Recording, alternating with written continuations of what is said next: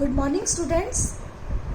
In the previous lecture, we learned about the verbs and the types of verbs.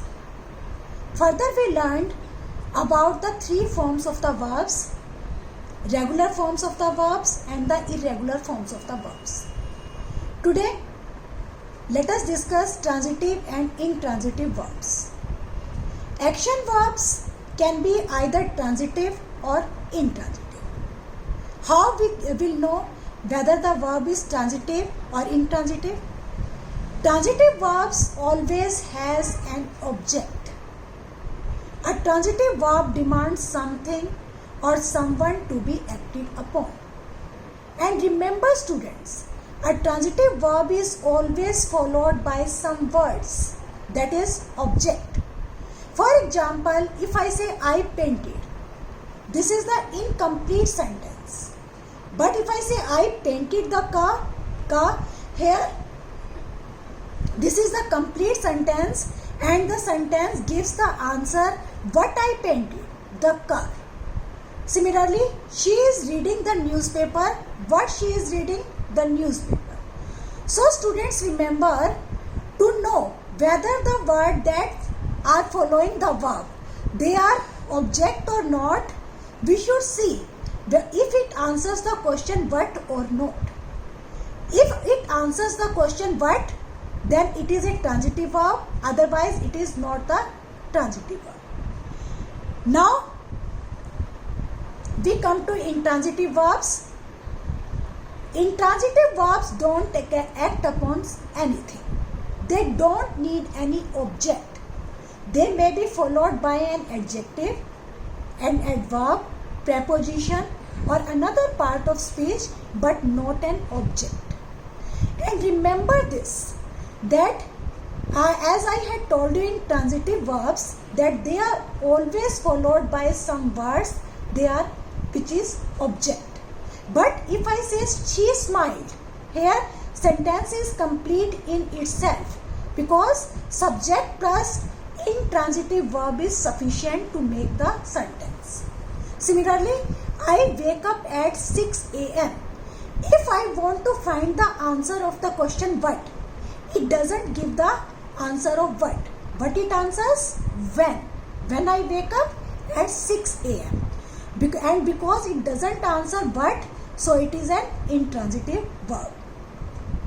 Now, you have to note this, that subject plus intransitive verb only is sufficient to make a complete sentence. But if I say only subject plus transitive verb, that is incomplete sentence, and that is not sufficient, because transitive verbs always demand a direct object. They are always followed by an object. Now the second category of verbs, action verbs, is finite and non-finite verbs.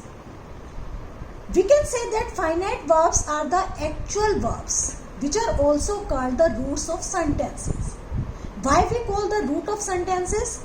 Because without finite verbs, no sentence is possible. In every sentence, there should be a finite verb. Non-finite verb is optional. It can be there or it cannot be there. But without finite verb, no sentence is possible. In every sentence, there is finite verb and only one finite verb. It is a form of a verb that refers to a subject and uses one of the 12 forms of tenses. It always changes according to the number and person of the subject. It always takes the different forms according to the subject, according to the tense, according to the number, according to the person of the subject. For example, if I say Alex went to school, here the verb go is changed into went. This is the past tense of the verb go. Similarly, if I say Robert plays hockey, here Robert is the singular noun, that's why we have used plays, not play. Similarly, in the continuous tense, we will use he is playing for Australia. So you see that in every sentence, According to the subject, according to the tense, the form of the verb is changed. So this is the finite verb. Again I tell that finite verb is the verb that is changed according to the tense, according to the number, according to the person of the sentence. Now the next category is non-finite verbs.